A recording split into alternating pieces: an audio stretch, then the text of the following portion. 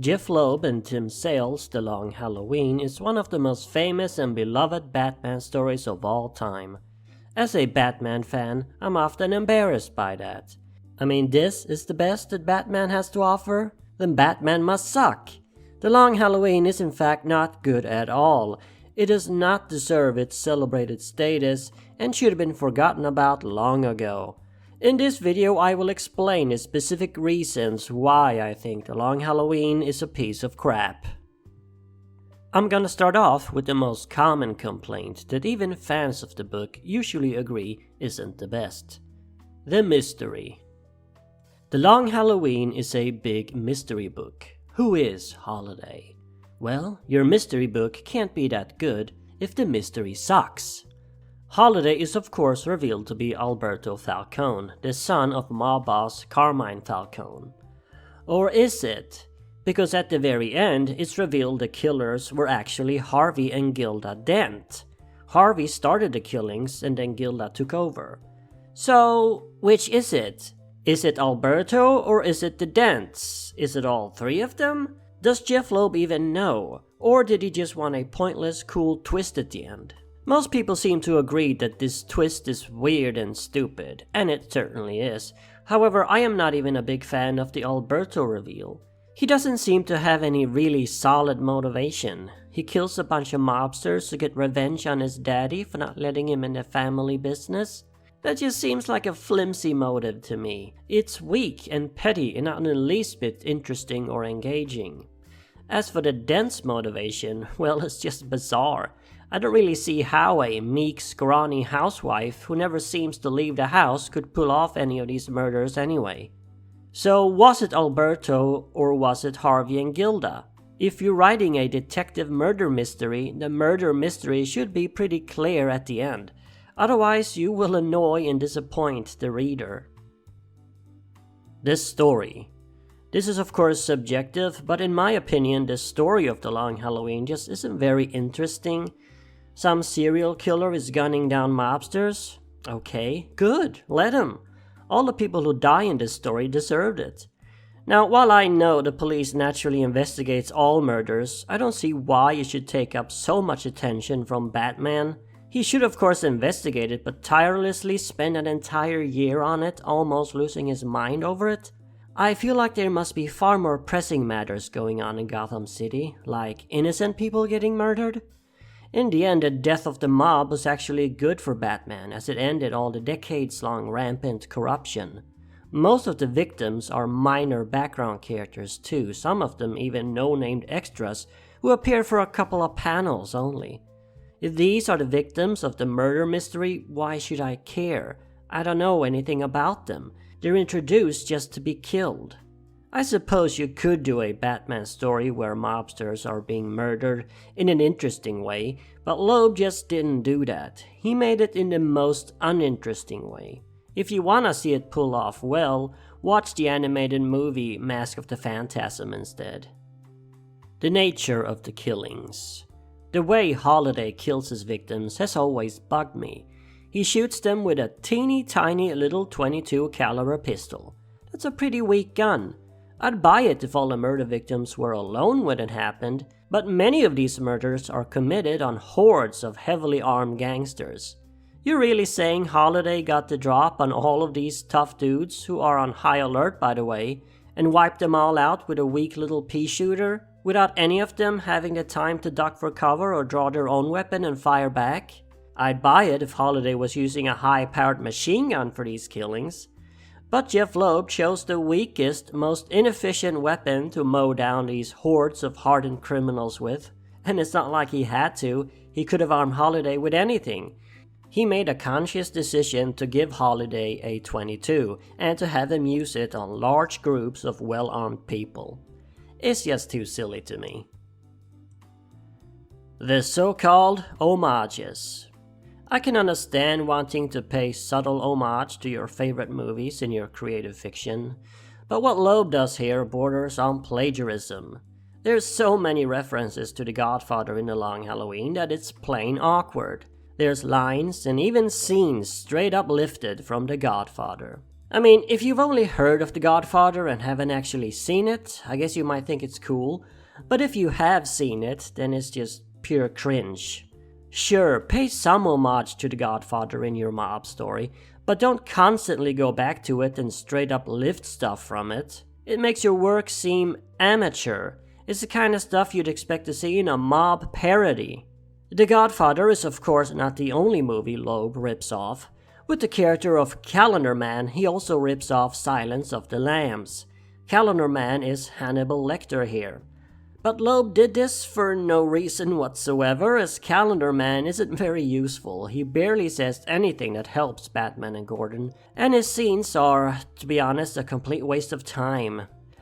Again, it's like an amateur or a kid wrote this. Someone who just saw Silence of the Lambs and went, "Ooh, that's cool, I want to do that too." But clearly didn't understand why Hannibal Lecter was so good in that movie and why his relationship with Clarice was so important for the narrative. You could cut out Calendar Man from this story and nothing would change. Speaking of cutting out characters, my next point is Catwoman. You could cut out Catwoman and nothing would change. Catwoman has a major presence in this comic and is arguably one of the main characters. However, she doesn't actually play any part in the plot whatsoever. She's just there to conveniently intervene when Batman needs help or is confronting Carmine Falcone. The reason why she's always around Carmine Falcone specifically is treated as a mystery that we'll get an answer to. But we don't. Loeb never gives us the answer. Did he forget? Did he forget the whole reason he put Catwoman in the story? Now I know of course that the answer was given in another comic by Loeb and Sale, Catwoman When in Rome, but that's not how you do it. If you introduce a mystery in your story, you better answer that mystery in the same story. When in Rome wasn't even published until almost a decade later.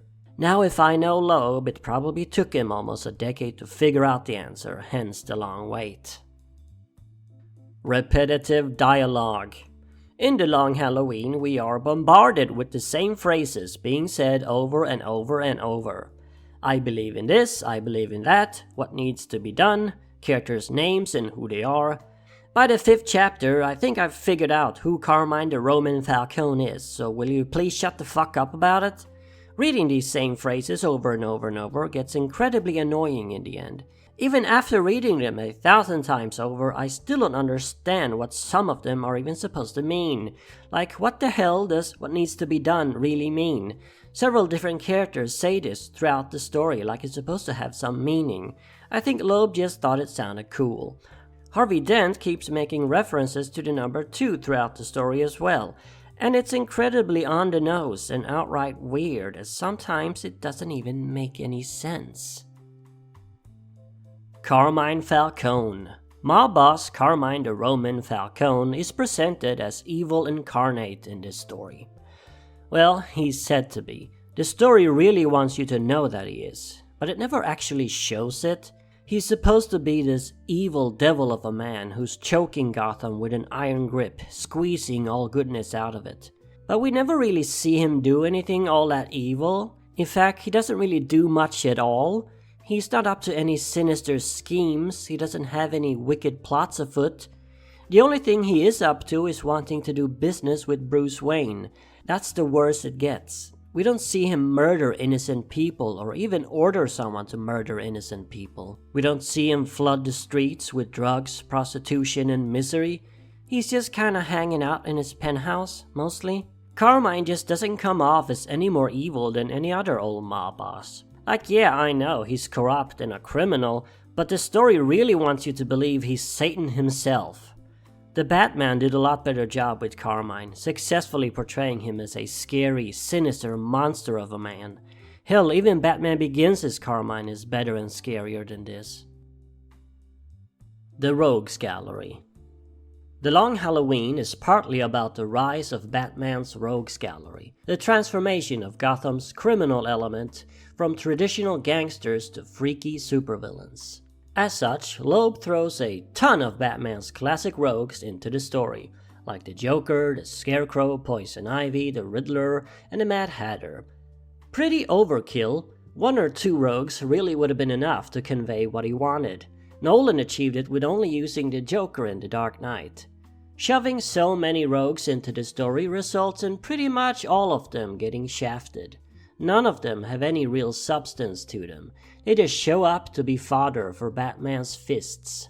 These are the guys who are supposed to be Gotham's horrific future. They're the city's better class of criminal.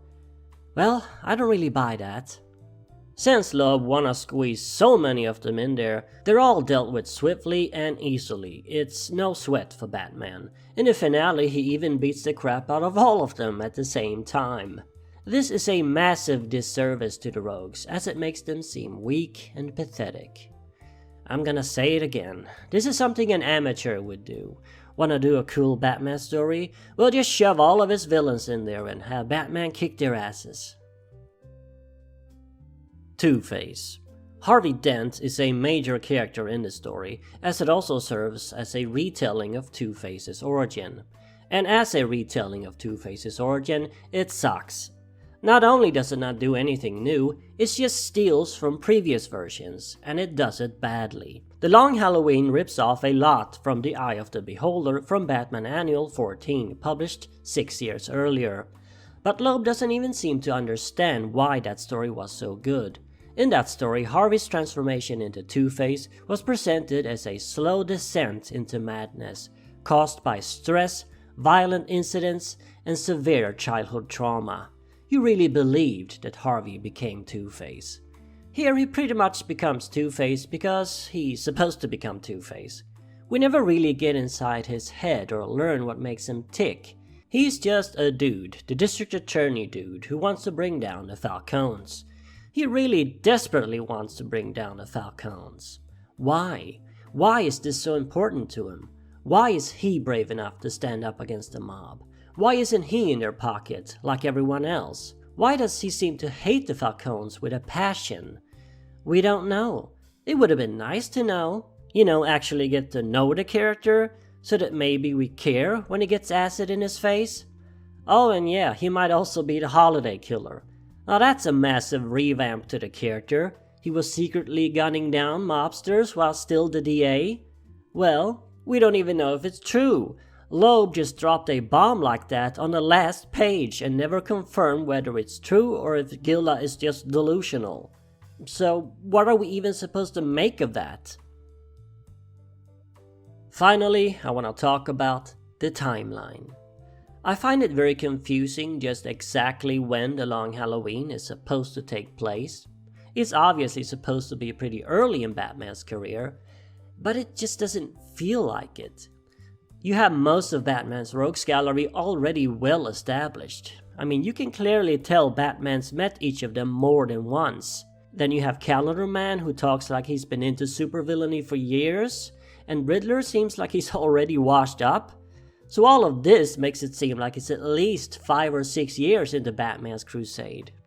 But Gordon isn't commissioner yet, Harvey is still the DA, there's no Robin, and of course the Falcones are still in power. And it is supposed to be a sequel of sorts to Batman Year 1, so it clearly is meant to take place early in Batman's timeline, maybe even during Year 2. But that's ludicrous, it just doesn't match at all what's going on with the rogues. If you don't care about the timeline, I guess this point doesn't matter. But the thing is, The Long Halloween is often recommended as the follow-up to Year 1. When I read it for the first time, almost 20 years ago now, I went in expecting a Year 2 of sorts, because that was pretty much how it was touted. Well, it certainly doesn't work as a direct follow-up to Year 1. In fact, I think you could probably squeeze in about 50 stories between Year 1 and The Long Halloween. That's it. Those are the reasons I think The Long Halloween is an overrated piece of amateurishly written fiction. It has amazing artwork though. I can't help but wonder if it isn't actually Tim Sale's art that people like so much and not the actual story. It is funny how influential The Long Halloween has gone on to become, serving as a major inspiration for the Batman movies of both Christopher Nolan and Matt Reeves. Those movies far surpassed The Long Halloween in quality though. The funny part being that such a substandard comic could lead to such great films.